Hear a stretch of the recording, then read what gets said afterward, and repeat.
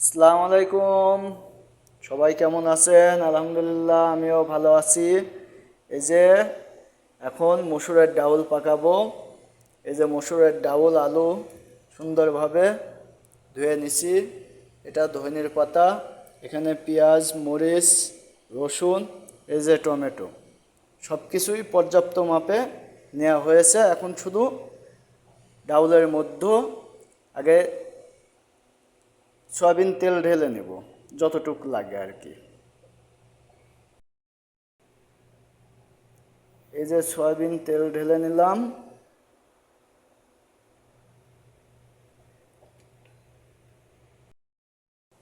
এই যে সামান্য পরিমাণ হলুদ দিয়ে দিলাম। এই যে সামান্য পরিমাণ মশলা দিয়ে দিলাম। দেওয়ার পরে পেঁয়াজগুলো সুন্দরভাবে ঢেলে দিলাম।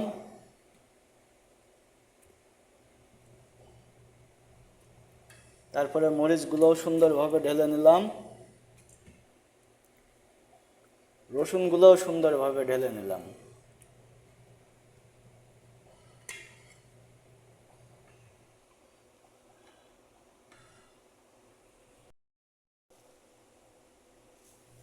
লবণ ঢেলে দিচ্ছি।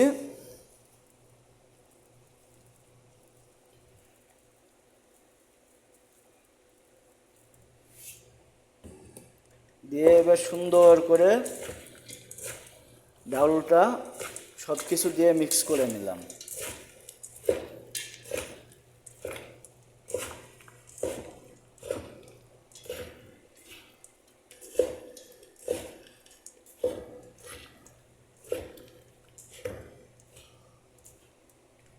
মিক্স করা হয়ে গেছে, এখন চুলায় বসাই দিব।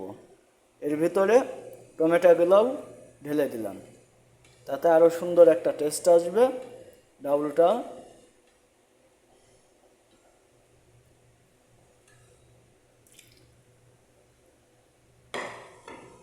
দিয়ে আবার সুন্দর করে সব কিছু আবার পুনরায় মিক্স করে নিলাম।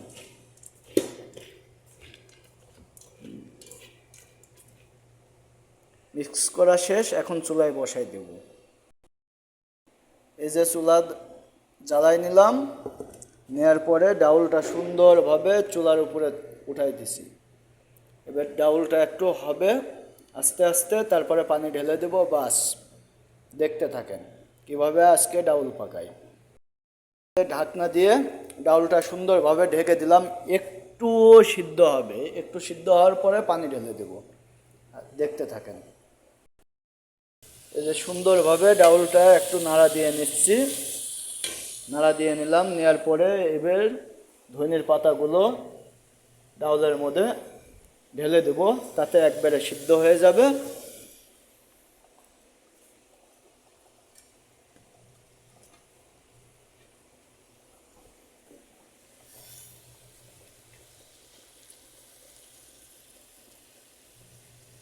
পাতাগুলো দিয়ে দিলাম। দিয়ে পুনরায় আবার ঢাকনা দিয়ে ঢেকে দিলাম। এই যে সুন্দরভাবে কষানো হয়ে গেছে, দেখেন সুন্দরভাবে কিন্তু কষাই নিলাম। আপনারাও এভাবে কষাই নিতে পারেন। কষাই নেওয়ার পরে এই যে এবার একটু পানিটা ঢেলে দেব। যে পানিটা দিলে ডালটা সুন্দরভাবে সিদ্ধ হবে, এই পরিমাণে পানি আপনারা ঢেলে নেবেন। বাস,